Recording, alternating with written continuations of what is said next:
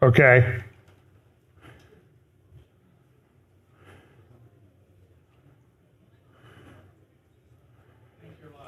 Okay, thank you. Sorry, folks, just finishing up something here. Okay, so let's open in a word of prayer. Lord, thank you so much for a beautiful day. I pray that you'll bless our time together and help us to make some sense of the things that are going on in the world that are happening so quickly. Bless us today in Jesus' name, amen. Well, today I'm going to call this Speeding into the Matrix. And the reason I called it that is because I couldn't think of anything else. But I do have some stuff on artificial intelligence. These are the things we talk about. Acceleration, a lot of these things we see in Bible prophecy, all these different passages, Ezekiel 38, Psalm 83, Isaiah 17, Zechariah, Daniel, Matthew 24, the book of Revelation, and so all these little elements that we have about what things are going to be like at the end, including 2 Timothy 3, 1 Timothy 4, about deception, what Jesus said about deception in Matthew 24. All these things are going to be happening very, very quickly. And I think it's fairly safe to say that we're seeing that. Things are going very quickly, and then they're all converging at once. And so the convergence point, I think, is the second coming of Jesus Christ. So I don't always read every scripture that's related. I want you to go home and study and be familiar with these passages so you can see, okay, oh, now I know where he's going with that. But, and I will refer to a few passages today. And then there's a logistics part, and I'll use the example of end-time Babylon. So there are all these different theories about Babylon. One is that Jerusalem is the final Babylon.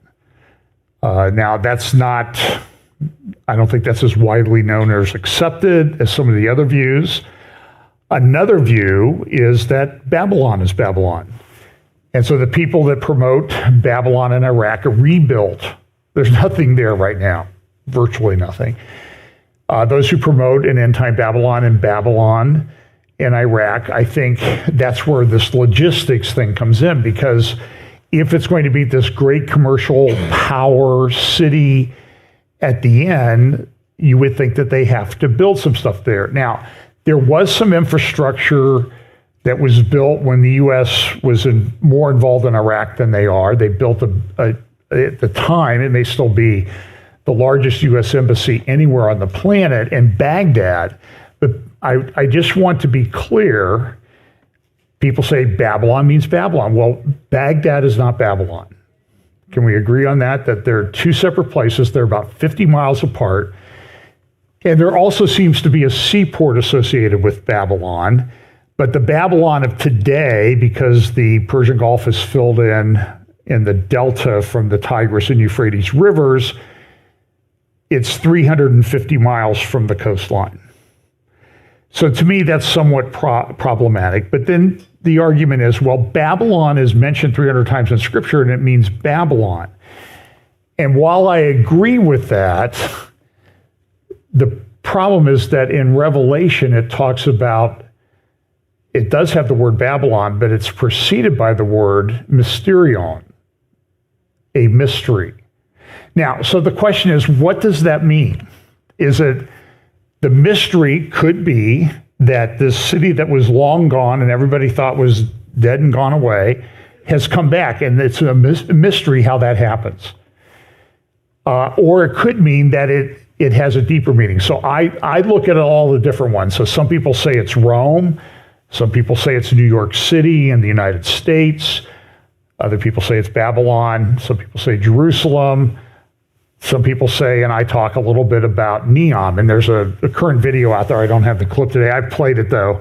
The architects that are designing this city in Saudi Arabia, the one that's 100 miles long, and it does have, when you look at the architectural renderings of the interior of this, it does look very much like the drawings that people have made of the Hanging Gardens of Babylon, which was one of the seven wonders of the ancient world.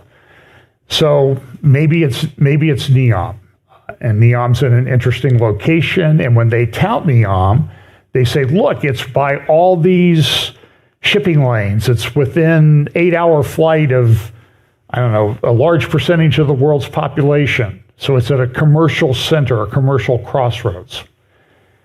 And the difference between Neom and the Babylon in Iraq is they're actually building something in Neom. And it's about, in terms of including the infrastructure and foundational work, it's about 25% completed. Which nobody, and it's going to cost $1 trillion. And their goal is to have a large portion of it done by 2030, which is always kind of an interesting date and all these things. So that's the logistics part. When you look at Ezekiel 38 and 39, it talks about this invasion coming against the land of Israel from the north in the end times with a great company and a mighty army. What does that mean? And I talked a little bit about this last week in Ezekiel chapter 38, verse 9 says, you will come up as a cloud. And so now we have all of this drone technology that's developing, including drone swarms, which is changing the face of warfare. So, and then understanding, as we get closer to the end, we'll have a better understanding of how these things come about. And that's what I refer to every week. It's in Daniel chapter 12, verse 4. It's in Daniel 11. And then in Daniel 8, Daniel says, and I heard but I understood not. Then said I, O my Lord, what shall be the end of these things? And he said, go thy way, Daniel, for the words are closed up and sealed till the time of the end. Now you get into another argument. When is the time of the end? Was it when Jesus ascended and ascended back to heaven after his crucifixion and resurrection and spending 40 days with his disciples? Or is it the end close to the Lord's second return? I lean towards that latter one. And it says in verse 10, many shall be purified, made white, and refined, but the wicked shall do wickedly, and none of the wicked shall understand, but the wise shall understand. And that's that word, sakal. So we talk about that. So here's the verse in Daniel chapter 11. And those of the people who understand shall instruct many, yet for many days they shall fall by sword and flame, by captivity and plundering. So this is something that I think we want to be part of the wise. So we need to be in the Word and studying these things. And then there's also some other passages that I think are important. For example, here's Zechariah 12, and I will pour on the house of David and on the inhabitants of Jerusalem the spirit of grace and supplication. Then they will look on me whom they pierce. Yes, they will mourn for him as one mourns only for his only son, and grieve for him as one grieves for his firstborn. And that, I think, is related to Hosea 5 and Hosea 6.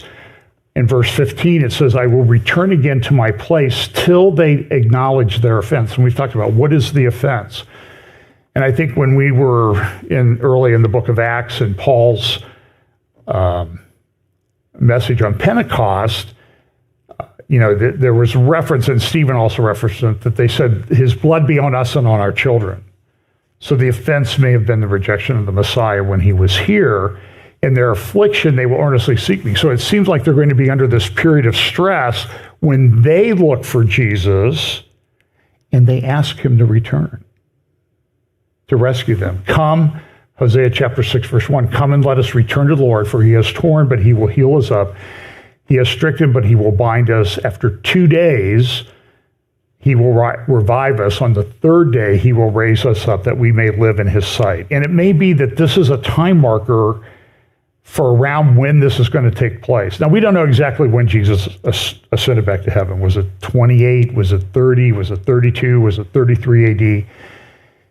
But if it's 2 days, 2,000 years from that, then we might be entering a significant time. Then again, maybe we're not, because there are a lot of things that need to come together. But one thing that we can say with some certainty is as the title today indicates, speeding into the matrix, things are happening pretty quickly, very quickly. And so then we also have this passage in Zechariah that Jerusalem will be a cup of trembling. And I think we can see that now because what do you see everybody talking about with regard to the Middle East? What's going to happen in Jerusalem? What's going to happen on the Temple Mount? Are they going to sacrifice the red heifers anytime soon? By the way, I don't know on that. They might not. But if they do, that's pretty important, because it does involve this purification of the Temple Mount for sacrifice that I think is here in the end times. And then it says, I will gather all nations to battle against Jerusalem. The city shall be taken, the houses rifled, and the women ravished. Half the city shall go into captivity, but the remnant of the people shall not be cut off from the city. So we have this city that's had this incredible development. This is an aerial shot of Jerusalem back, I think, in the late 40s or 50s, and what it is today. And it's interesting, if you look at some of these pictures, for example, this picture, older picture, if you look down here in the lower right-hand corner, that's the city area of the city of David. And until recently, until after 2000, really, that had not really changed, but now it's all built up. It's a city. There's excavations. They've uncovered a large portion of the pilgrimage road, and this is going to be this is the epicenter of where a lot of the conflict is going to be. The Muslims claim this area, Haram al-Sharif. That was the whole compound area. It included the Dome of the Rock, which is not a mosque. It's a commemorative building. It's built over the site of a church, and many in the Jewish community believe that's where the temple stood. And then at the southern end of the Temple Mount there on the right, that gray dome is the Al-Aqsa Mosque. Well, now, what are they doing? The narrative has changed, and they're calling the whole thing, the whole compound, Al-Aqsa. That's never what it's been called. That's made up.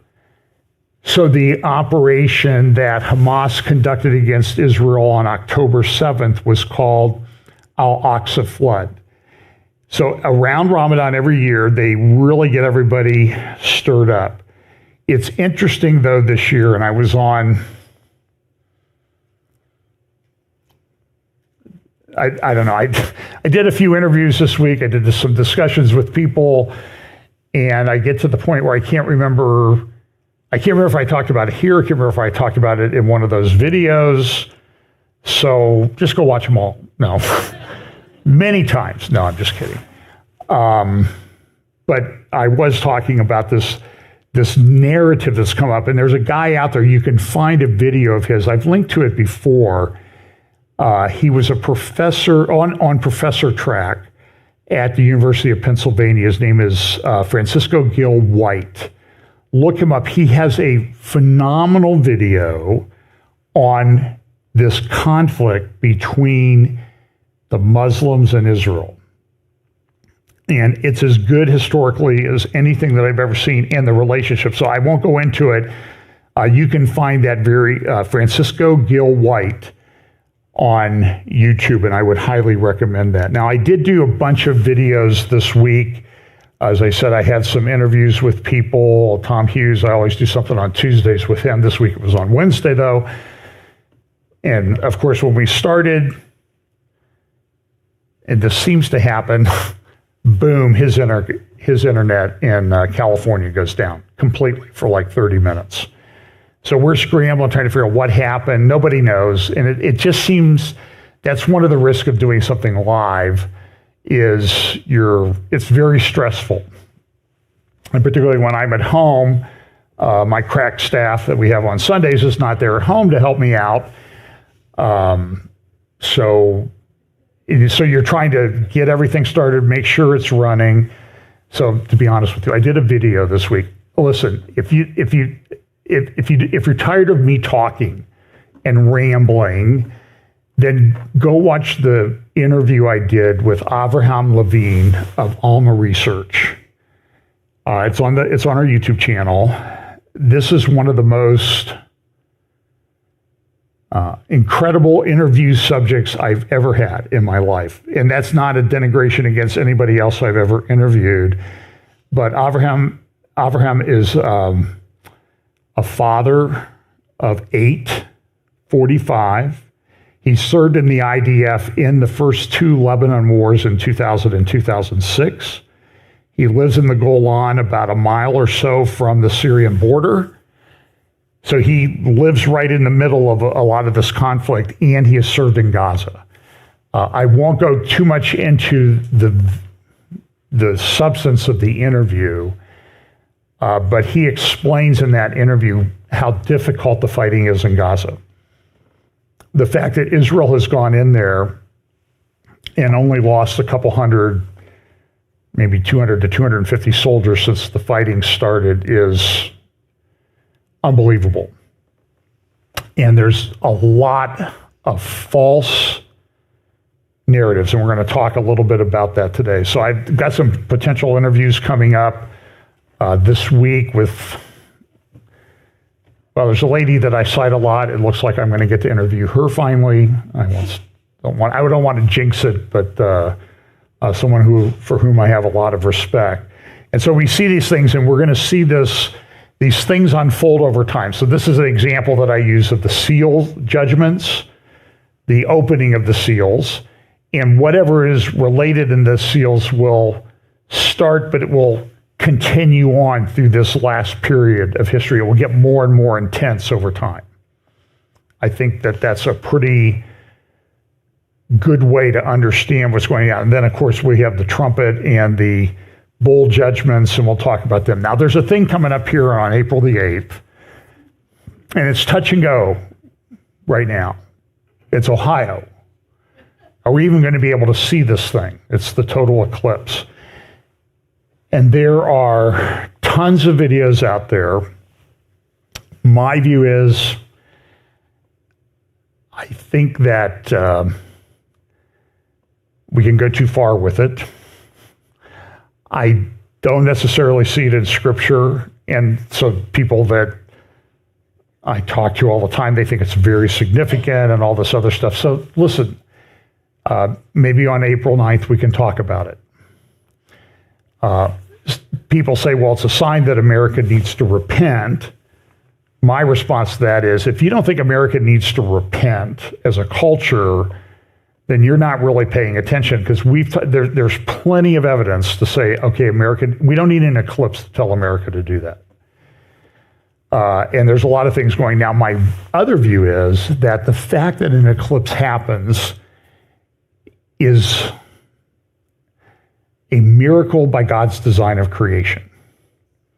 So we think of the universe in this kind of two-dimensional, the planets going around the sun, and then we have the moon going around the earth.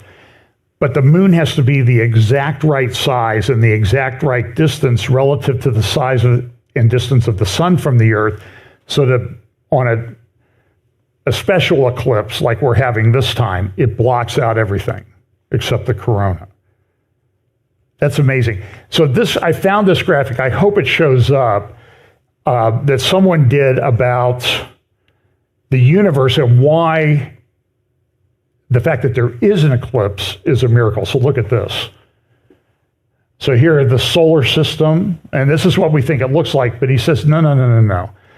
It really is the sun traveling through space with all the planets around it and the moon going around all the different planets. And so that line, you see how complicated that is? And that lines up, and you can predict, even ancient cultures could predict.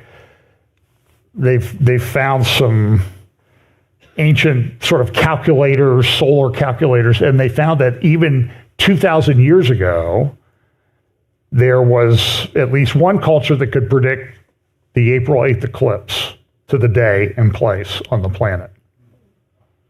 Because they've gone back and they've used the tool that they found, and they were able to say, yeah, there is going to be an eclipse across the United States. And there's going to be an eclipse across mostly all the United States. It's just that the path of totality, I think it's about 140 miles wide. So here, I don't know if the church is in totality, but I know over where we live on the other side of Interstate 71, we will be in the path of totality. So get your little glasses. Don't look at the thing. And there's all kinds of, like, people saying, the FEMA people get involved. Oh, there's going to be, get water, get gas. And the thing lasts for like 4 minutes max.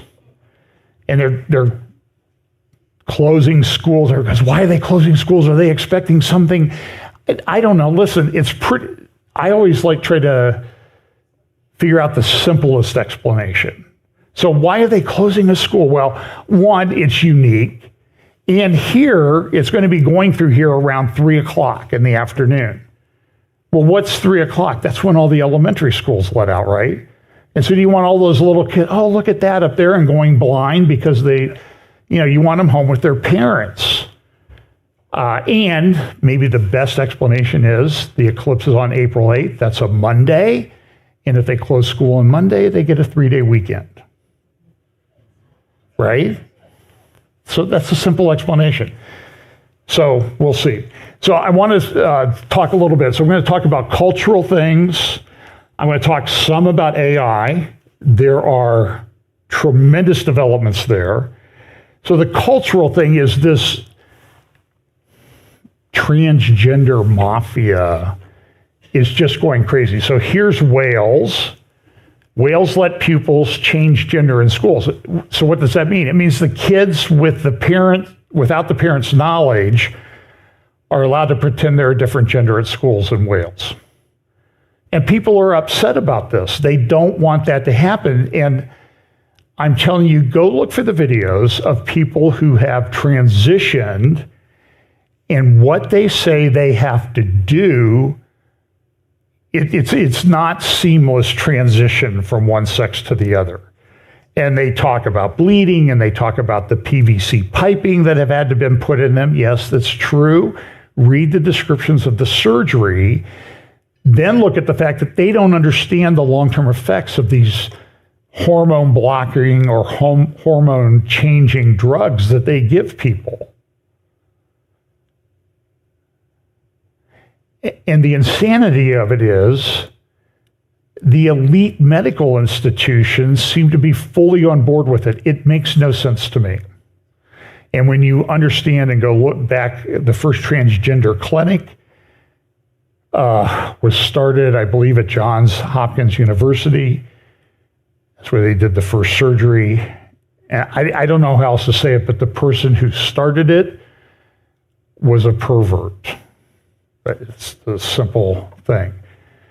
So this is, and here's an editorial from the Wall Street Journal yesterday or Friday. Gender ideology invades the foster care system. So in Washington and Oregon, now when I say Washington and Oregon, I will make a disclaimer. I'm not talking about everybody that lives in those states. There's a lot of really good people in those states. I have friends that live in those states, but the people running the thing are loony. They're nuts. They don't have your best interests at heart. They're a bunch of radical left-wing ideologues that do really silly, moronic, stupid things. So, but that doesn't mean everybody in those states is that way. Okay, just just everybody acknowledge. Just not making fun of everybody that lives in Oregon, or when I talk about Canada or Wales or Scotland, I'm not running everybody down. I'm making a generalization about the knuckleheads in charge. That's a very technical term, knucklehead. So in the foster care system now, unless you are fully on board with this, you cannot take care of children in the foster care system in those states. So what does that do? It excludes Christian people from the system. Do you think that that's by design, maybe? That that's what they want? And so we're entering this period of time. So here's a little bit of a clip of a debate in the Scottish Parliament, because Scotland on April 1st will put in place a hate crime law. And people are very concerned about how that goes. So here's just a little bit of that debate. You hear a conservative person, and then you're going to hear, I think they call him the First Minister, a guy named Youssef. He's Muslim. I saw a video of him this week saying, oh, all we have is a bunch of white people in charge around here. Well, Mr. Youssef, it's Scotland, And you want to exclude those people because of your radical left-wing ideology. So you'll hear him talk at the end to defend what's going on. So here's a little bit of the debate in the Scottish Parliament. Let's remember Humza Yousaf introduced this unworkable and dangerous law when he was Justice Secretary. Now he's bringing it into force as First Minister with little training and not enough support for the officers who will have to enforce it. Let's have a quote from a Professor of Law at Glasgow University, First Minister it just quoted. Alistair Bonington said this: "Like many of the SNP's attempts at lawmaking, this Act will be set aside when it is properly examined in a serious court. This looks like another SNP law that will have to be discarded, just like the named persons and the offensive behaviour at Football Act. We've said from the outset this law is a disaster in the making. It criminalises free speech. It risks a fundamental right. It's overreach by the SNP into people's homes. It could result in the public being criminalised for no good reason. It is set to be a shambles. Let's hear Mr. Ross. It is set to be a shambles from day one in just 11 days' time. So will Humza Yousaf finally accept that he has created another bad SNP law that will quickly descend into chaos?" First Minister. What's dangerous, Presiding Officer, isn't the law. What's dangerous is hate crime in our society, Presiding Officer. You see, Presiding Officer, we did debate this Act when it was, of course, a bill going through this Parliament extensively. Many years ago, robust debate. Actually, I thought debate is sometimes and often the best traditions of this Parliament. There was compromises. There was amendments that were accepted by the government. We came out of that process with a good piece of legislation that fundamentally protected people's freedom of expression, freedom of speech, but also safeguarded people's right not to have hatred stirred up against them. Okay, yeah, thank you. That cut off, and that's good. I mean, listen, he sent a bunch of money to Gaza, to Hamas, to fund what's going on there. So that sort of shows his orientation. And let him go push this gender ideology in Gaza. I want to see that. I'll buy the popcorn for that one. And I don't know if it's a fear that and you see all these people, like these crazy groups like Queers for Palestine. What do you think would happen to those people in Palestine?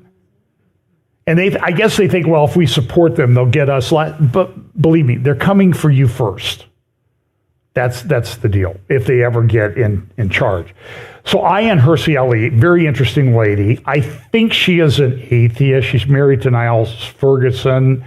You see him on some of the Hoover Institution podcasts, Common Knowledge, that type of thing. She came from Somalia. She had been forced into a marriage. Some surgeries, forced on her. She escaped Somalia, and unlike a certain congressperson in Minneapolis, she actually she didn't lose her mind. She didn't become part of this leftist ideology. She went to Netherlands. She had to leave the Netherlands, though, because one of her colleagues was murdered.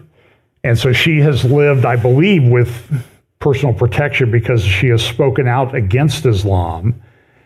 And she understands how this crazy ideology really destroys society. So she has an article over at a blog called Unheard, H-E-R-D. The West has a deviancy problem. Just listen to the opening paragraph or two of this.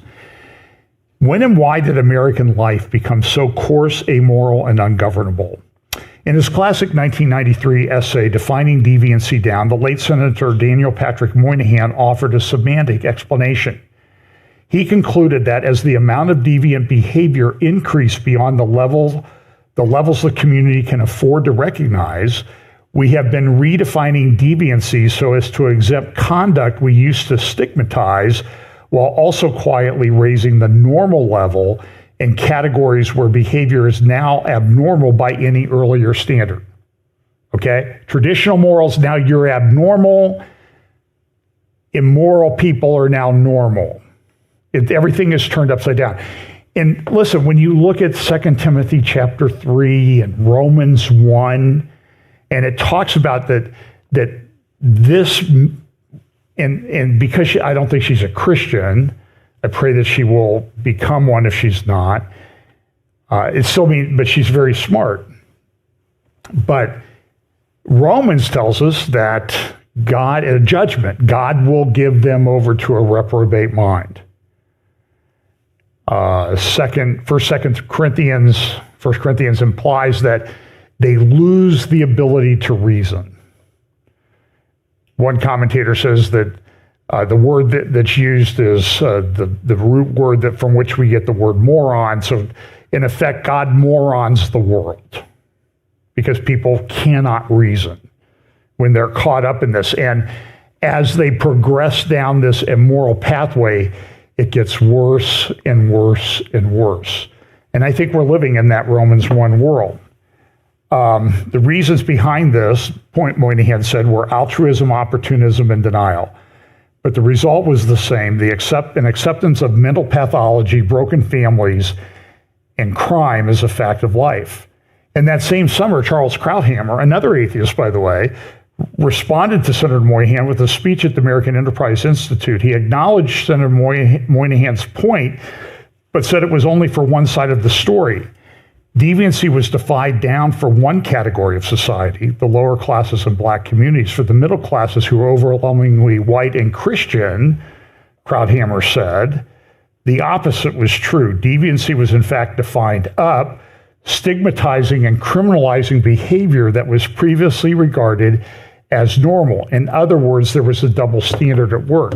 So when this conservative member of the Scottish National Parliament, the SNP, gets up and says, this law is just making a criminal out of everybody, what was the left-wing Youssef guy's response? You're the one who's really the problem in all of this. It's your fault. You're the problem. And we're very divided. So that is the state of the world. Now, there are some other things that I think that are concerning, and this I'm sort of going into AI there. This is from the Times of London, an article, My Hong Kong Has Changed Forever, How Long Can I Stay? And this person relates their experience, his or her experience, and she says the political crackdown in Hong Kong has changed my home forever, and not only in the obvious terrible ways. In the 5 years since the democracy demonstrations against the pro-Chinese government, I have lost 2 friends to suicide and seen many arrested, charged, imprisoned, and have just disappeared. So this is a normal person in Hong Kong. So there's this oppressive government called the Chinese Communist Party that runs China. And they say, well, we have a form of capitalism. We're okay. We believe in some kind of economic freedom, but they're all about control. And so when I see podcasts with these crazy lunatics like Professor Jeffrey Sachs, I was just watching it today, SACHS. To me, he comes off as a completely, there's nothing wrong with China. I've been there. They treat me very well. Now, that may be one of 2 reasons. One, he's getting paid by them. That's one. Or 2, he's so stupid he doesn't see it, and he's a tool for them. In any event, he's a tool for the Chinese Communist Party. And America is the worst thing in the world. And why would we worry about China taking over Taiwan? It's just insane. And the guy's, I think, just a complete lunatic. So here's an article on the front page of the Financial Times the other day, Cold War-style safeguards needed to avert AI Armageddon, scientists warn. And I think this was the other day. I don't have the top part of that. So listen, as I was researching AI, this article came up, and I think it was this week. But it's true. I mean, we've had people warning about this for the last year and a half in the AI space, that we need to control this. At the World Economic Forum, Her last name is spelled Assis. She works for IBM. And she was on a panel at the most recent Davos meeting, and she said, I know the question will be asked is, are we approaching a cyber Armageddon? Yes, we are. And she just kind of went on then like, yeah, everybody knows that that's coming. And I think it is. People try to regulate it, but as I've been studying this, it's gone too far. Now, I've been talking to people that work, that know about it, and I'm being told it's way beyond what you think. So I'm going to make a recommendation to you on how to maybe look at this. So companies that are involved in artificial intelligence, what they have to do is they have to buy processing time, with these GPU computer processing units to be able to process the data. So I think what you need to watch as best as you can, if you want to know who's really the potential problem, is you need to watch who's buying processing time. And I'm not going to share names or anything today, but I believe that there have been some large purchases of processing time. And how do I say this the right way? It ain't by computer companies or data companies. It's by people that do not have your best interest at heart, in my judgment. So watch this space. Now, in about 2 weeks, we did Tom Hughes, Britt Gillette, Scott Townsend, and myself did about a 2-hour talk, 2-hour, 15-minute talk on AI and technology and how that relates to the mark of the beast. And we have this whole passage in Revelation chapter 13 that talks about mark of the beast technology. How's this going to come about? So in about 2 weeks, it's April 8th, 9th, or 10th, probably April 9th or 10th, we're going to do another roundtable where we're going to talk about this, and we're going to be joined this time by Patrick Wood. And Patrick's very insightful. I was talking to Patrick on the phone the other day about some of these issues. Longtime friend, he's been here, did a conference here a number of years ago. And Patrick's view is that when this mark of the beast technology comes about, it appears that it comes about after the abomination of desolation. I talked a lot about that last week, so go look at the beginning part of my prophecy update. Abomination of desolation takes place, and then they're going to roll out this technology to control how people buy and sell. Now, we don't know exactly what this technology is, and those of us who've been talking about Bible prophecy for a long time, it was a chip in the hand, it was barcodes, it was all these things. And now we're at a place, we're very far down the road, and it's changing. So our righteous speculation has evolved over time, and that's okay, because the world changed. Do you agree that in the last 30 years, the world has changed a bit? Especially on the technology side, because 30 years ago, I was getting my first cell phone. And it was about maybe 20 years ago that the iPhone came out. And that's changed society and culture a lot. So now, I get pictures of my great nieces and nephews sleeping in the shopping cart at a Costco in West Virginia. Oh, look how cute that is. Because they have a phone and a camera in it. They have a movie studio in their pocket. We all do. And things have changed dramatically. And it's not being rolled back anytime soon. So we've got this technology coming, and there's problems with it. But as Patrick has said many times, when the false prophet and the Antichrist, the abomination of desolation takes place, they're not going to sit down and say, Mr. False Prophet, it would be really nice if we had some kind of technological way to control how people buy and sell so they will worship me. So maybe we can set up a crowdsource or crowdfunding thing and raise some capital and develop one of these systems. That's not the way it's going to happen. The system is going to be there, and they're going to say, let's go flip the switch. And Naomi Wolf said that, and she's liberal, classic liberal. She said that a couple of years ago. She goes, they're just going to flip a switch to control people. And I remember that was the first video we ever had taken down by our masters at YouTube. So here is one of the things they talk about is the misinformation Armageddon, how artificial intelligence could undermine democracies.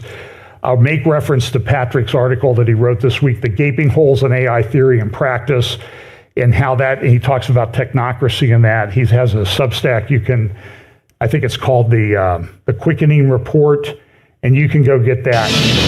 But this is a couple clips of NVIDIA rollout of technology this week. Look at the wording that they use. I am a visionary. Illuminating galaxies to witness the birth of stars. This was a big conference, about 15,000 people this week that NVIDIA held. And sharpening our understanding of extreme weather events.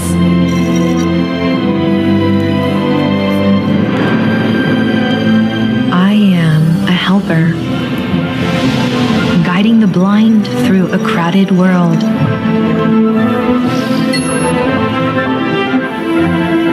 I was thinking about running to the store. And giving voice to those who cannot speak. Do not make me laugh.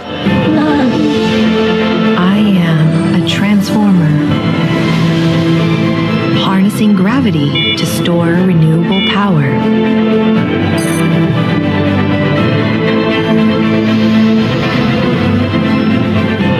And paving the way towards unlimited clean energy for us all.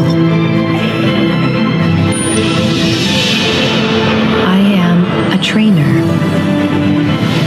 teaching robots to assist, to watch out for danger,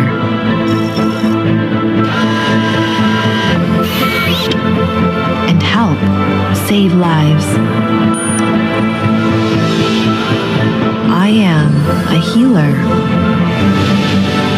providing a new generation of cures and new levels of patient care. Doctor, that I am allergic to penicillin. Is it still okay to take the medications? Definitely. These antibiotics don't contain penicillin, so it's perfectly safe for you to take them. I am a navigator, generating virtual scenarios to let us safely explore the real world and understand every decision. I even helped write the script. Breathe life into the words en muchos idiomas y escribí la música.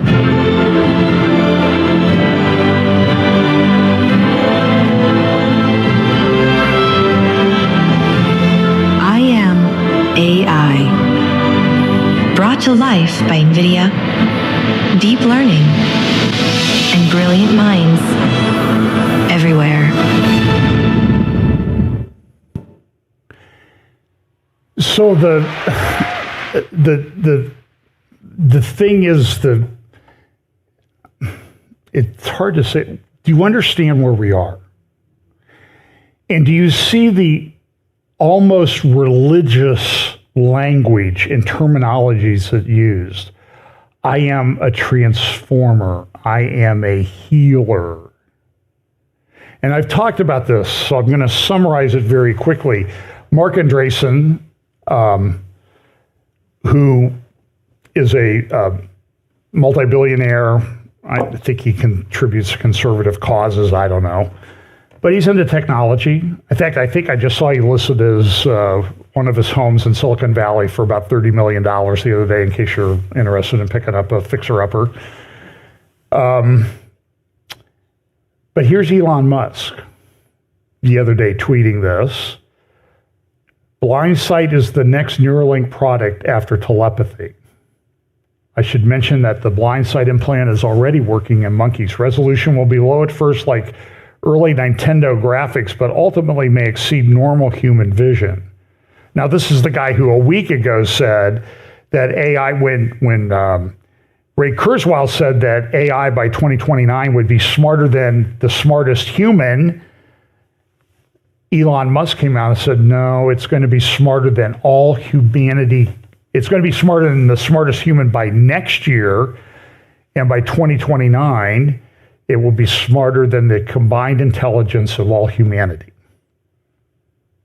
And so they're processing, and they've got to get these plants. And so this week, I don't know if you saw in the local paper, a certain billionaire who still owns a lot of, but is no longer involved in the company, they say, Microsoft, the company that gave us that, remember that stupid little thing called Clippy?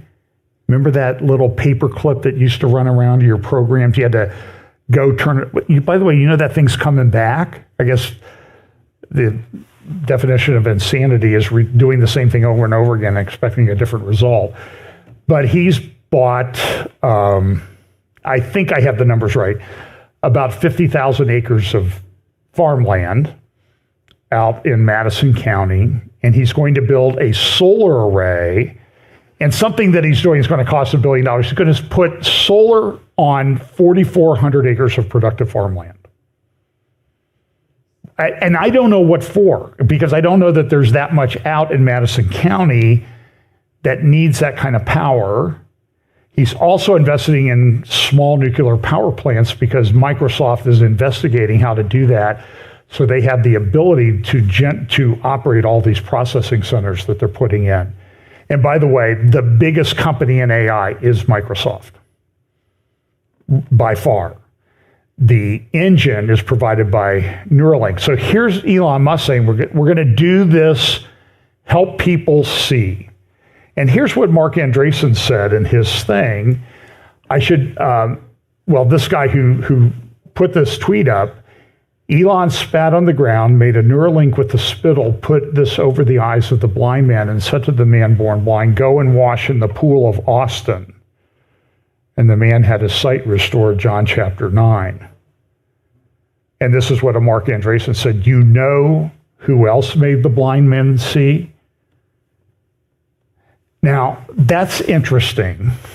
I've said this, I've repeated this story a number of times. I was at the Christian Media Summit in Israel in December 2022. Jonathan Medved got up and he goes, this AI stuff, you got to get this ChatGPT, it's unbelievable. And this AI is going to help us in medicine. We will make the lame walk. That's exactly what he said. And that came on the heels of the Neuralink rollout that they'd had just a week or two before I went to Israel, where they went and we will make the lame walk, we will make the blind see, we will make the deaf hear. Now, as I said, I have artificial joints. I'm not opposed to medical technology enhancement. It's changed my life.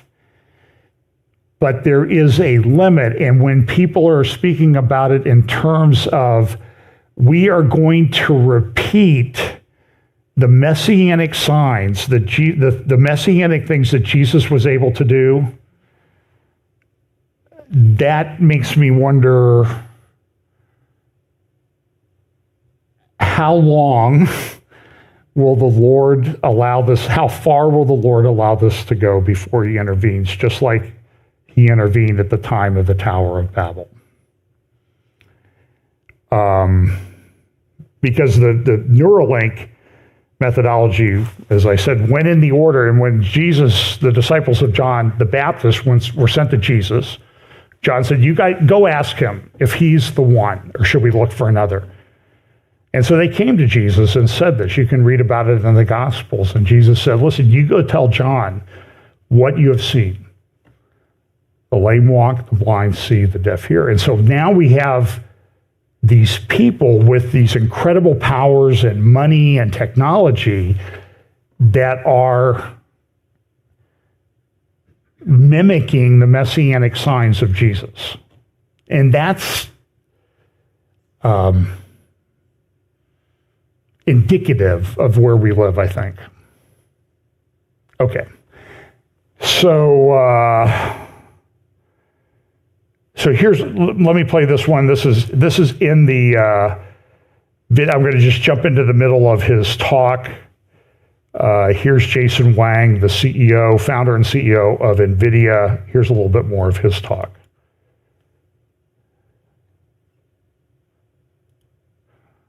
A quadrillion is like a peta. And so if you had a petaflop GPU, you would need 30 billion seconds to go compute, to go train that model. 30 billion seconds is approximately 1,000 years. Well, 1,000 years, it's worth it.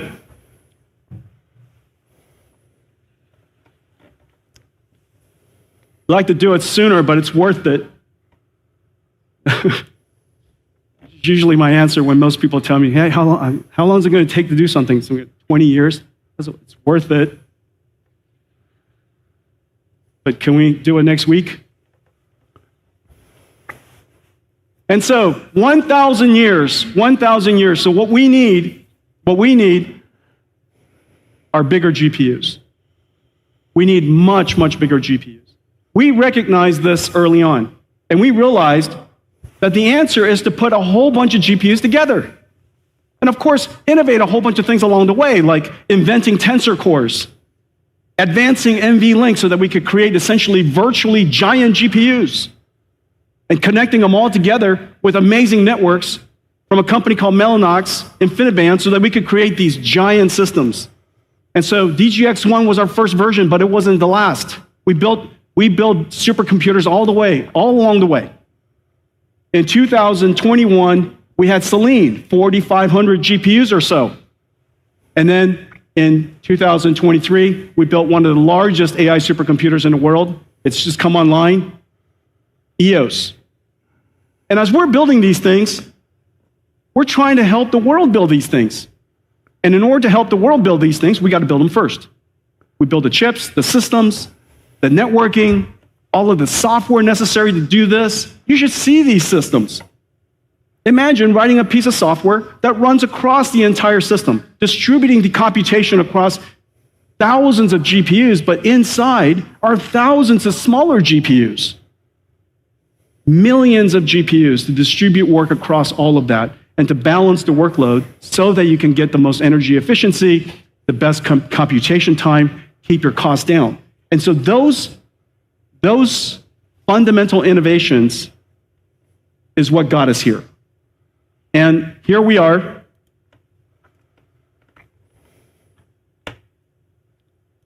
Be able to generate it as well.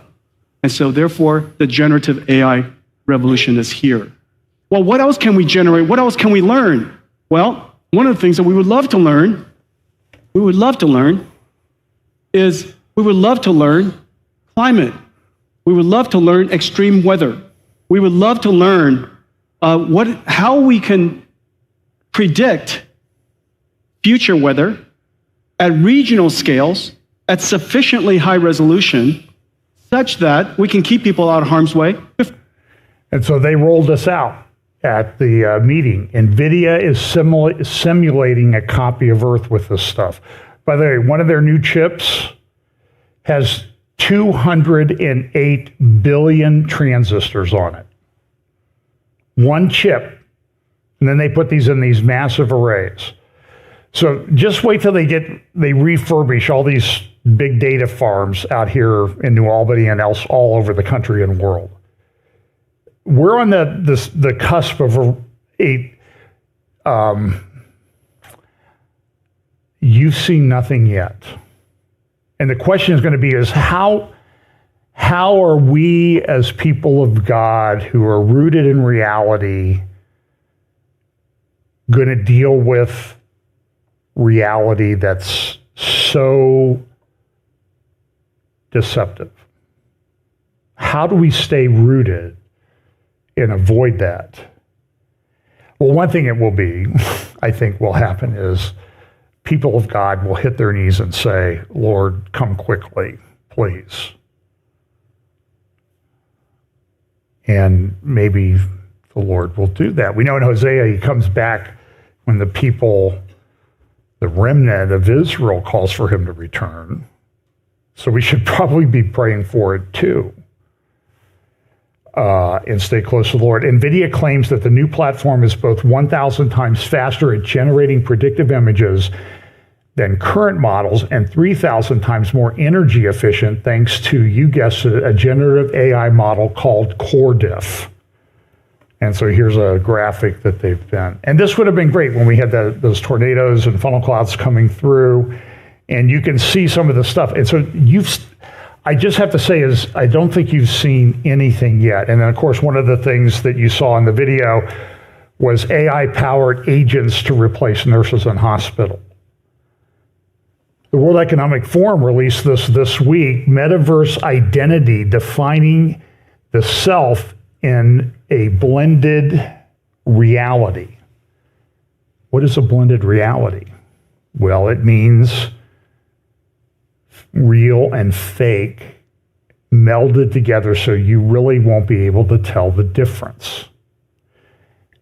This is highly problematic, I believe. This is prophetic. This is AI Tower of Babel type stuff.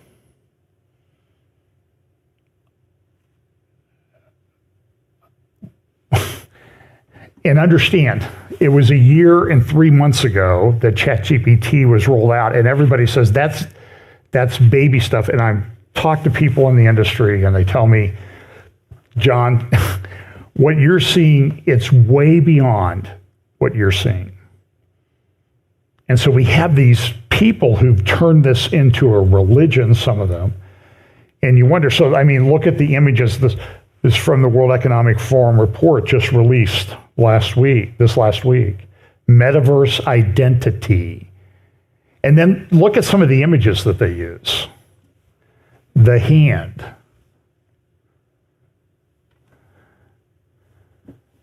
And the head, inferring identity from data. Identification in the metaverse. Now, this would have been great when you were a kid, because my mother says, who do you think you are? Like, well, I'll tell you who I am, Mom. The metaverse is, I'm a new guy in the metaverse. So she would have said, you're grounded. And I would have said, which part of me? And she would have slugged me. Digital identities in the metaverse. Figuratively slugged me. Okay. And look here, dysmorphia and depersonalization, derealization. This is Accenture, a big consulting company, and the World Economic Forum talking about this. This is what they released to the public. I'm wondering what's going on in the background. So that's when I said speeding into the matrix. I think I already made the case that we actually are speeding into the matrix. And we're losing our foundations. I saw this graphic this week. I don't remember where. I thought this was a perfect picture of, and so look, I'm America-centric because I live in America. I vote in America. You know, and I had a good life in America. And I thought this was a perfect graphic of what's happening to us as our foundations are not recognized anymore. Isn't that a great graphic? Indicative of where we are. And it brings to mind biblical parables about the man who built his house on the sand and what happens. Well, it works for a while, but then it goes away. So we have this thing called the Constitution of the United States. It's under attack. I don't really have a lot of time to get into it. There's a big case in front of the Supreme Court right now. And in the Supreme Court case, a bunch of AGs, attorney generals from around the United States, are challenging the partnership between government and tech companies to regulate and restrict speech. The Constitution seems to speak against that. So here's just a couple short clips from the oral argument this week in this case. State of Missouri AG, and I can't remember who it's against. First, you'll hear Justice Alito, who's your friend, and he's asking some questions. And then we'll go to the newest justice, Ketanji Brown Jackson, the one who couldn't define a woman when she was in her hearings. She maybe could, but she couldn't because she would have lost all of her intersectionality points that got her hired in the first place. So here's Alito questioning the lawyer for the government or the tech companies, and then Ketanji Brown Jackson asking the question of the Missouri Attorney General. Between the White House and other federal officials and Facebook in particular, but also some of the other platforms. And I see that the White House and federal officials are repeatedly saying that Facebook and the federal government should be partners. We're on the same team. Officials are demanding answers. I want an answer. I want it right away. When they're unhappy, they curse them out. There are regular meetings. There is constant pestering of Facebook and some of the other platforms, and they want to have regular meetings. And they suggest, they suggest rules that should be applied, and why don't you tell us everything that you're going to do so we can help you and we can look it over. And I thought, wow, I cannot imagine federal officials taking that approach to the print media, our representatives over there. If you did that to them, what do you think the reaction would be? And so I thought, the only reason why this is taking place is because the federal government has got Section 230 and antitrust in its pocket, and it's to mix my metaphors, and it's got these big clubs available to it, and so it's treating. And he's exactly right. So here's Justice Jackson. So my biggest concern is that your view has the First Amendment hamstringing the government in significant ways in the most important time periods. What would you have the government do? I've heard you say a couple times that the government can post its own speech, but in my hypothetical, kids, this is not safe, don't do it, is not going to get it done.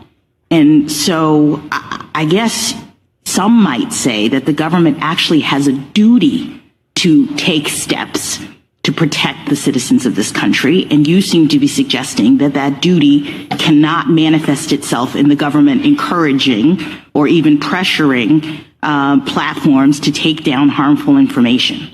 So can you help me? Because I'm really worried about that because you've got the First Amendment operating in an environment. Okay, listen.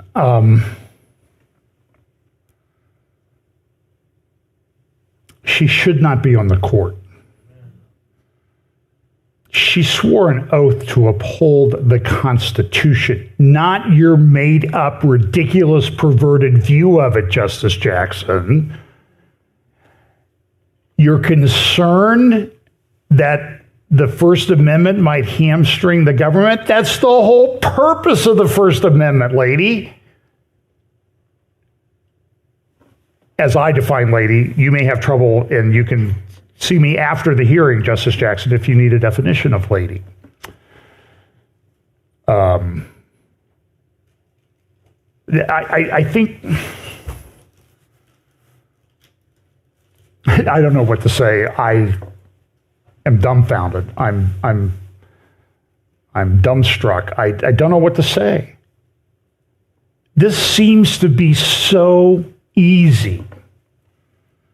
So look at what Ayaan Hirsi Ali said, defining deviancy down, flipping upside morality, Romans chapter 1 and 1 Corinthians, and they've lost the ability to reason.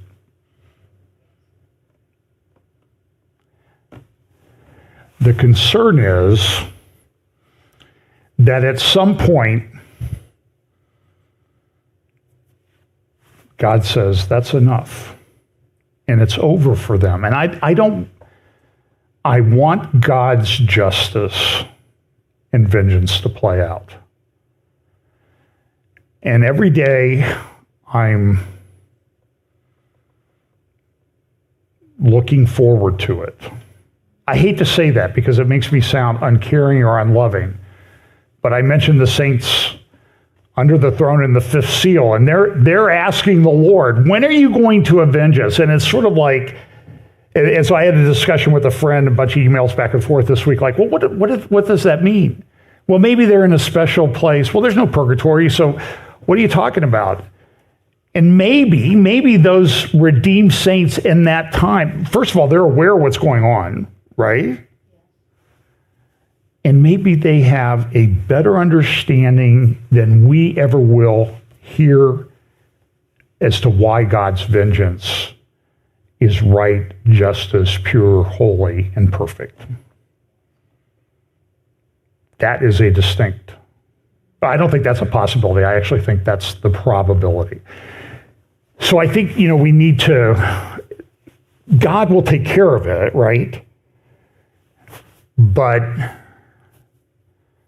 I'm just looking at, so we had this attack. So this is a big deal in geopolitics. Don't have time to go into it. About 133 dead in a theater attack in Moscow, a terror attack, and everybody's blaming everybody else. And the United States actually, I think I have a graphic here. They set fire to the building. There was you can see the theater was collapsed. There were 4 or 5 of these, 133 people killed. Very well executed attack. They've captured the people. There was some indication that it might have taken some of the police people to really about an hour to respond to this. And when it happens to the U.S., everybody says, where were the police? Why did it take them so long? Well, you don't know what's going on.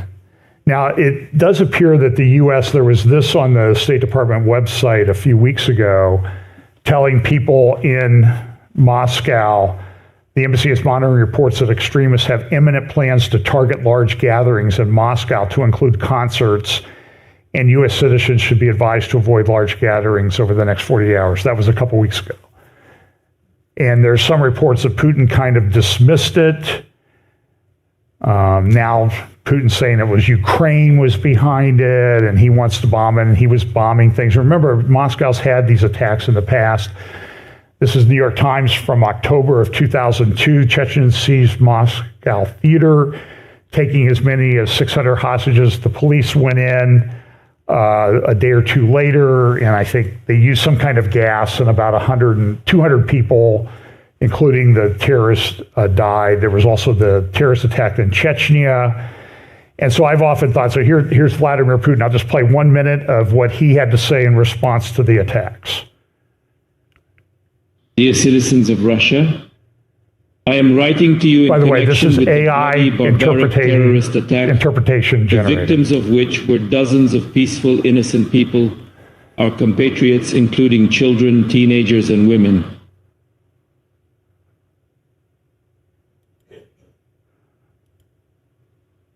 Doctors are now fighting for the lives of the victims, those who are in serious condition.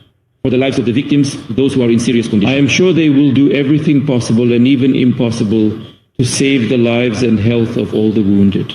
Well, he's launched attacks. Remember, I've talked about this for 25 years, those of you who've been around me for that long, and the class I used to teach at another church. It was a small group, so there are not a lot of you left anymore, but back in 2015, I said back there 25 years ago that if Russia was involved in this Gog-Magog invasion, it might be because Russia had a Muslim problem and they had to deal with it. So in 2015, I was kind of excited that finally Foreign Policy magazine caught up to it, and here was the article they published in Marvin Kalb in Foreign Policy in 2015, Putin's Muslim Nightmare. Because a large percentage of Moscow, some estimate as much as 25% of it, is Muslim. So Putin wants to preserve Mother Russia. That's his right as the leader of Russia. I don't think he's a good guy, by the way, but he's allowed to do that. But if he has to do something to keep the Muslims at bay, what's one thing that he could do that might satisfy a lot of the Muslims on the planet? Maybe take care of the Israel problem? And so I think this, and remember, you see Erdogan putting up this thing, the perfect, the best Ezekiel 38 invasion map of Israel, except that includes southern Islamic countries, which I don't think are involved. But anyway, they're on top of it. And by the way, Erdogan this week, he had this to say about Netanyahu. He gave a speech, and here's what he said. And we, those who collaborate with the terrorist organization headed by Netanyahu, we leave to God those who left our brothers. Prophet Muhammad, peace be upon him, said, whoever helps the murder of a believer, even by saying half a word, will be deprived of the mercy of Allah on the day of judgment. We pray to our Lord that the hadith will appear before Allah as written, will be manifested for these people. In other words, let's leave Netanyahu to Allah. He needs to be taken care of.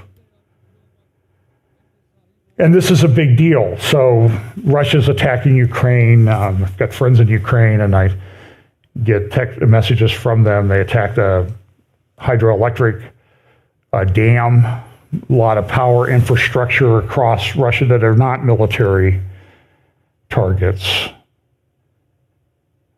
And so that the concern is what's Putin going to do? Who's he going to blame for this, and what's he going to do about it? And it's a legitimate concern. And anti-Semitism, this is the Globe and Mail, a dangerous slide into anti-Semitism. The cover article of The Economist this week, this kind of brings into play Zechariah 12 and 14. Israel alone. I'll gather all nations together against Jerusalem. And so here's The Economist magazine talking about, look, it says this, at a moment of military might, Israel looks deeply vulnerable. Now listen, this is written by an Israel-hating Israel person. There is still a narrow path out of the hellscape of Gaza, the author says. A temporary ceasefire and hostage release could cause a change of Israel's government. That's what they really want. That's what our government is pushing for. The rump of Hamas fires in South Gaza could be contained or fade away. And from the rubble, talks of a two-state solution could begin, underwritten by America and its Gulf allies. It is just as likely, however, that the ceasefire talks will fall. That could leave Israel locked in the bleakest trajectory of its 75-year existence, featuring endless occupation, hard-right politics, and isolation. Today, many Israelis are in denial about this, but a political reckoning will come eventually. It will determine not only the fate of Palestinians, but also whether Israel thrives in the next 75 years. So this is, you see the battle shaping up. And I would recommend you go listen to the interview. Shut off this and go listen to the interview I did with Avraham Levine from Alma the other day, and you will sort of understand how the difficult situation that Israel is in. So here's a little bit more from this article. If you are a friend of Israel, this is a deeply uncomfortable moment. It is, okay, I consider myself a friend of Israel. And I'm uncomfortable that people like you are out there writing for magazines like The Economist. That's what really makes me uncomfortable. In October, it launched a justified war of self-defense against Hamas. Well, at least that's good. Whose terrorists had committed atrocities that threaten the idea of Israel as a land where Jews are safe. Today, Israel has destroyed perhaps half of Hamas forces, but in important ways, its mission has failed. And I would say failed because of you. They call it a humanitarian catastrophe. This week at the UN, and Gadi Taab, I think, who was a man of the left for a long time, and he says, this is somebody who writes for Haaretz, a left-wing newspaper, and they're very anti-Netanyahu. They don't have the Israeli government. They want to change the government. And they hate right-wing people in general and the right-wing people that are in the Israel government. And that's okay. You don't have to like them. But you need to understand that it is an existential threat. That's the point. And I don't think these people understand it. So I'm telling you, when I wake up and I see the cover of one of the leading geopolitical magazines in the world. In this day and age, with AI, with technology, with the geopolitics, with the morality of the world, the decline, redefining of deviancy, everything flipped upside down, good is bad, bad is good. And I see this is the cover, Israel alone. And the way the graphic is set up, it would be very difficult for me to say there's nothing about Bible prophecy. I'm sorry. If you're saying that, you're blind. So the U.S. put out a resolution this week calling for a ceasefire, two-state solution, condemning Hamas. Of course, it was vetoed by Russia and China. They're putting forth their own at the Security Council. The U.S. will probably veto it. But everybody's calling for this. And the question is, why is the U.S. doing this? It doesn't make any sense right now. If Israel is our friend, let them fight their own war and support them and stop this. And then this video popped up from England, London, the other day. And it wasn't Princess Kate talking about having cancer. And boy, the conspiracy theories on that are off the charts. It's not her, it's AI. The bugs flying around behind her, they're fake, they're AI. It's the world's lost its collective mind, in my opinion. Everybody's losing touch with reality. Maybe that's the plan. But why did this thing come up now? With an election coming up, and then I saw this video. This Barack Obama walking up Downing Street. He went into number 10 about 15, 20 minutes ago. A few questions shouted out to the former US president, but no Rishi Sunak actually on the doorstep to greet him. But you see Barack Obama turn around, a quick wave, smile, and inside he goes. Now, he was there to meet with the Prime Minister and David Cameron, the former Prime Minister, now Foreign Minister, and then we introduced this resolution at the UN. Listen, maybe I'm just paranoid. There's no connection. Okay, right? Caroline Glick, who I have a lot of respect for, has a great article. She refers to an old movie called Nefertiti from like 1920, The Triumph of the Blood Libel. Because she pulls out from a Canadian newspaper, the Hamilton Spectator. I believe that's where it was from. No, this is from La Presse in Canada. You see, they take this vampire character and it morphs into Benjamin Netanyahu, whether you like Netanyahu or not, okay? This is blood libel. Jews eat the blood of Gentile children at Passover. They bake it into the matzah. And here's the Hamilton Spectator article. And again, you see both Putin and Netanyahu are sort of this vampire character now.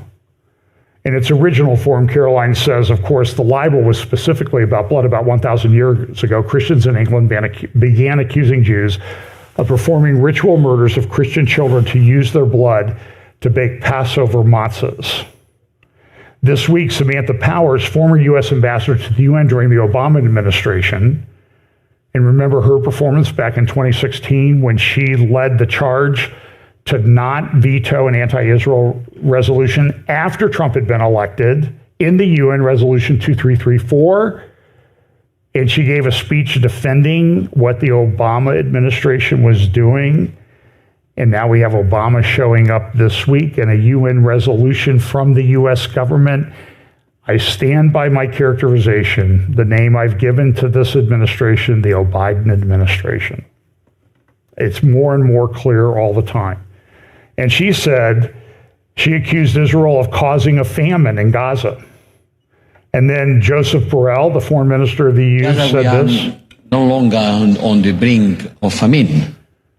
We are in a state of famine, affecting thousands of people. Chancellor Scholz told Prime Minister Netanyahu, we cannot stand by and watch Palestinians starve. Okay. I can't stand this guy. Caroline says this, but facts are for losers. And anyway, if no one dies of starvation in Gaza, then that means that the good-hearted people of the world foiled Israel's evil plans. Whatever happens, Israel's ascribed criminality retroactively justifies Hamas's invasion and slaughter of Israelis on October 7 and supports the now open U.S. position that Israel must lose the war.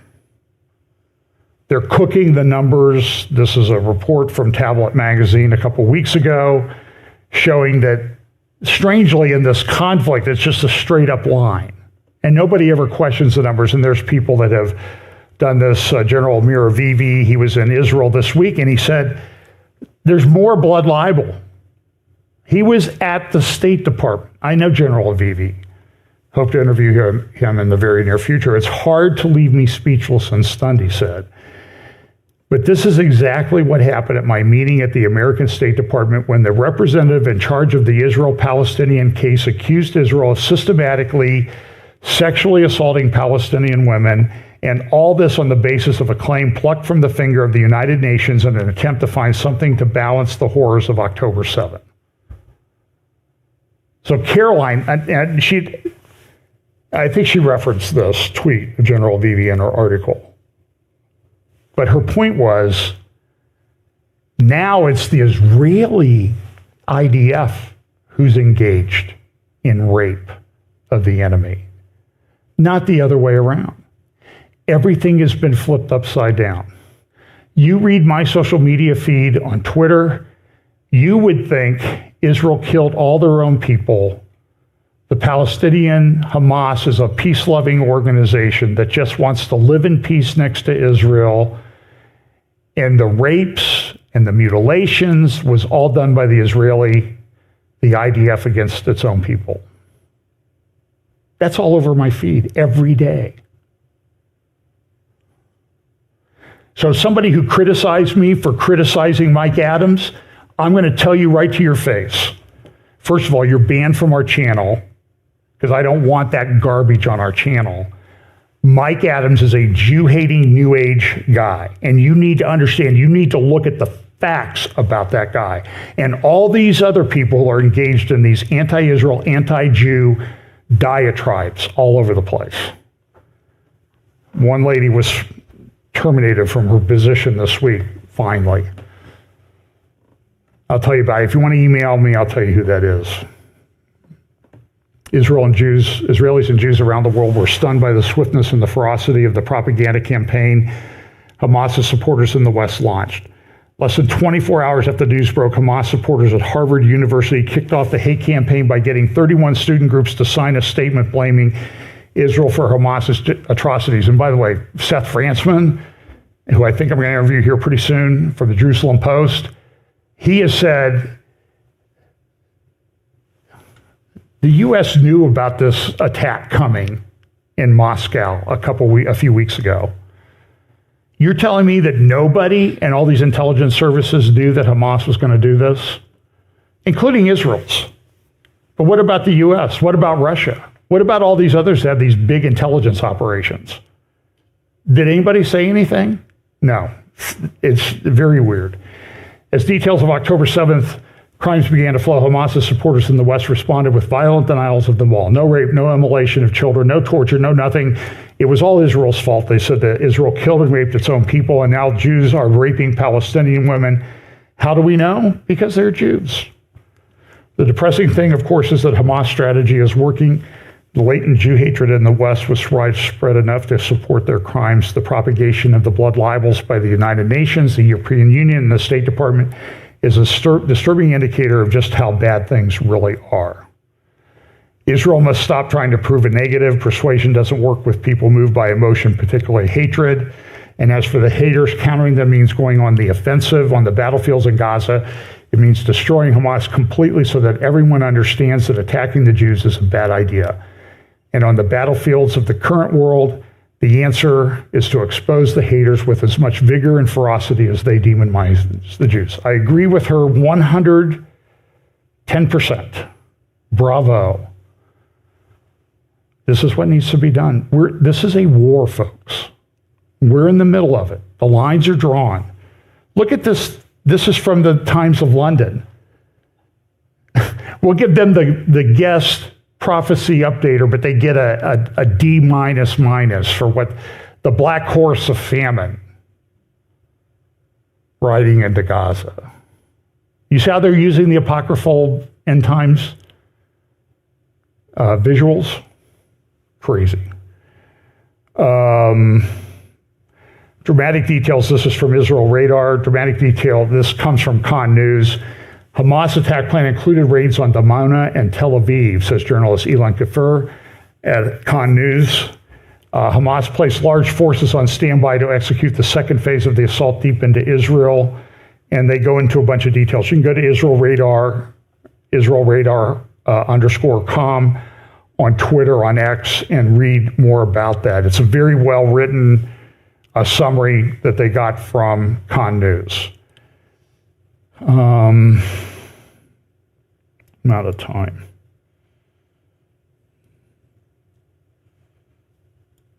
I'm going to go a little bit longer. I had an executive conference here. So back in December, the Financial Times reported about Israel laying waste to Gaza, and now the numbers are coming out. So if you look at this article, you see the way they have the graphics, and they talk about the military briefing, the Israeli bombs raining on Gaza. Boy, it's terrible what Israel is doing. They're destroying Gaza. They had a graphic in the article about, look, there's Gaza, 68% destroyed. There's Hamburg, Germany after World War II, 75%. Dresden, 59%. And they included a picture of Dresden, and it was destroyed. But then here's Peter Lerner, who's been a spokesperson for the IDF. Damage to buildings and wars. Raqqa, Syria, 40%. Mosul, Iraq, 65%. Now the numbers are coming out. In Gaza, it's 35%. So what the Financial Times said a few months ago, not quite true. And by the way, if you go to comment on this Twitter post, you'll see this. Who can reply? Accounts that at FT mentioned can reply. In other words, we don't want to talk about it. But they're not taking down the fake stuff that they did, the false stuff, the false narrative that they created. And look at this stuff. And Peter Lerner's right. This is Aleppo in Syria. By the way, how many protests on Harvard, on Berkeley, all these places? By the way, it's bad enough at Berkeley now. If Jewish students' parents are hiring them private security guards for them to navigate around campus. I heard that. What? Yeah, that's actually happening. University of California at Berkeley, supposedly one of the most prestigious universities in the United States of America, where it appears the foundations are not crumbling. They've washed the sand that they're being built on, have been built on recently, has washed them away. Here's another picture of Aleppo. That's not Gaza, that's Aleppo. This is about a 6-minute video. This is destruction in Syria. This is a video from about 6-7 years ago, after Russia got involved, by the way. Here's a picture of Mosul. I played this. This is from 2017 on RT. 900,000 displaced, 8,000 civilians dead and wounded. And you can see the place has been pretty much destroyed. And that was our government that did that. So this is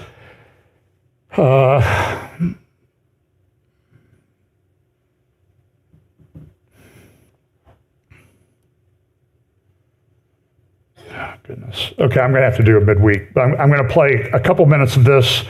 This is Douglas Murray. This is a great way, a great mind arguing with someone who doesn't have one. South African journalist interviewing Douglas Murray about Gaza. So they'll talk over each other. I know people don't like that, but listen to what he does. Go find the video. It's about 9 minutes long. Play it over a few times so you can understand how to respond to these people. Here we go. I don't think that at all that what's happening in Gaza is genocide. I think it's an unbelievable smear against Israel.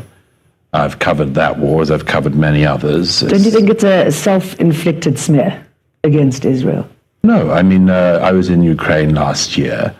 Are the Ukrainians committing genocide?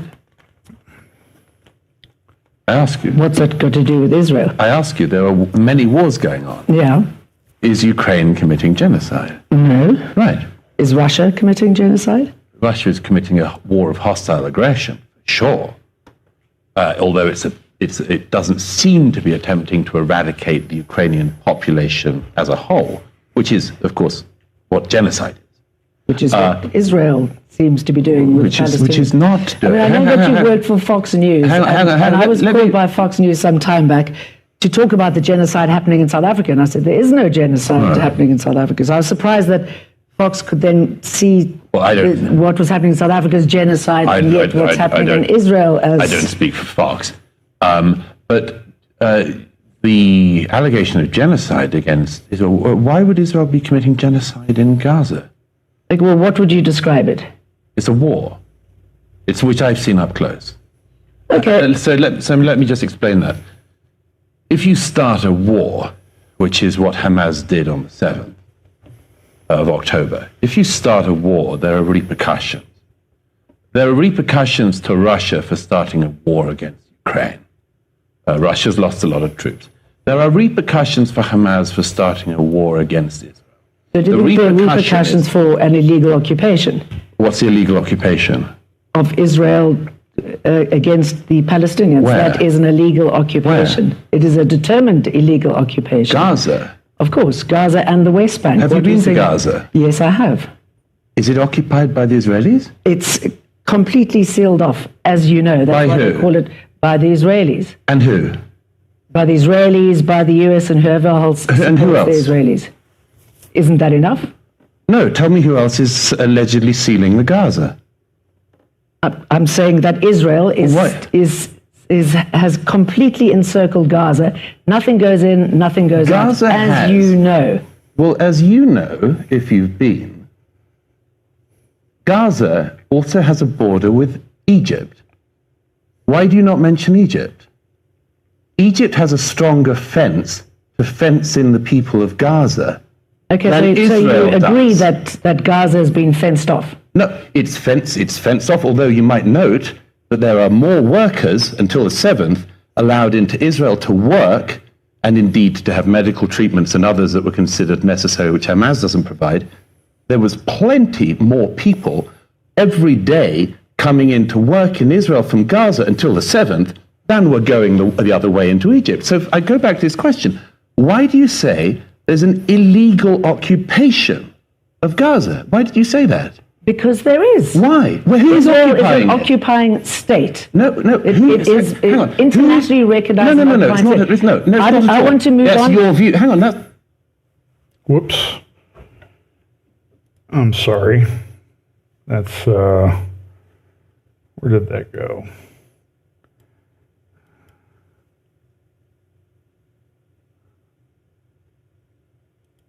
Don't misinform your view. But we can agree to disagree, but don't misinform your viewers. And you can go back. Well, I'm not misinforming your viewers. I'm informing them because you're not.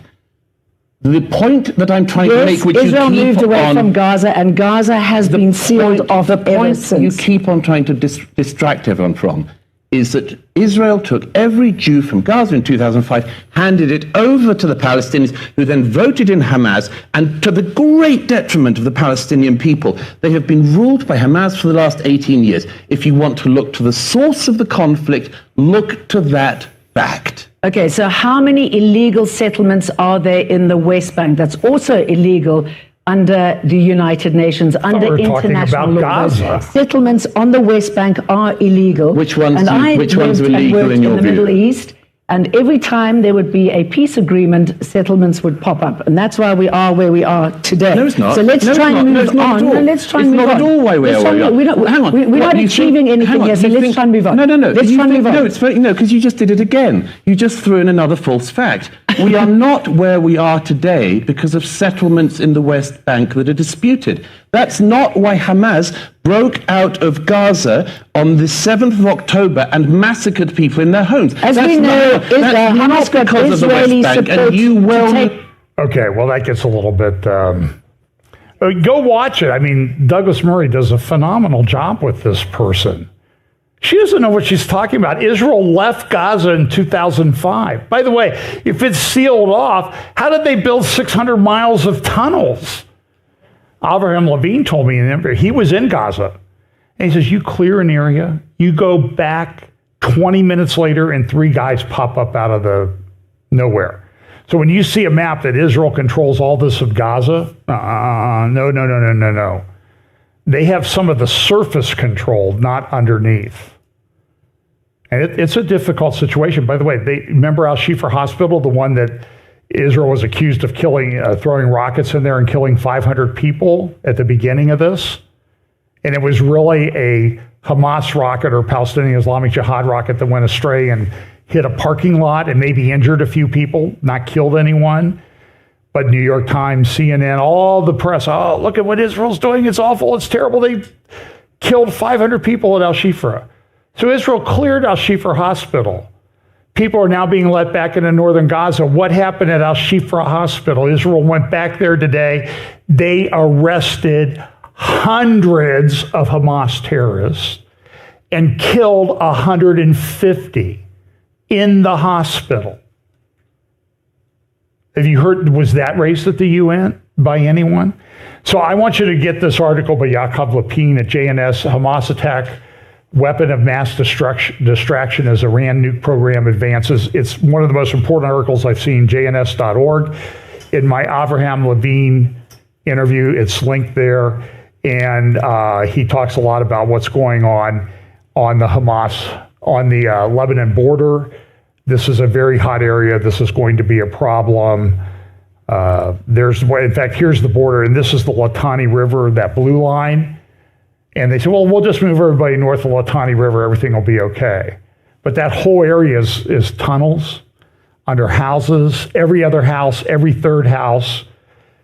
Abraham told me in Gaza, every house they went into had a map of just Palestine, no Israel. Every single house. Doesn't mean they're all Hamas supporters, but they're certainly on board with that ideology about getting rid of that thing called Israel. Okay. So, and I'll do a midweek update sometime this week probably. And I have as I said, I have some interviews. So pay attention, folks. This is a very significant time in which we live. And our goal here is to inform you of some of these things, to kind of put it into a biblical Bible prophecy perspective. Prepare your hearts, prepare your minds. And believe me, while I called this speeding into the matrix, it could also be barely scratching the surface while speeding into the matrix, because there's a lot going on. It's really hard to keep up. So pay attention. Subscribe, like, and share on our channels, and we would appreciate it. So let's pray. Lord, thank you so much for your word. Thank you for instructing us about these things so that we can make sense of on the surface, what appears to be just the crazy world around us, to be informed, to be people of God led by the Holy Spirit, willing to share the gospel with those around us in a difficult time. Bless us this week. In Jesus' name, amen.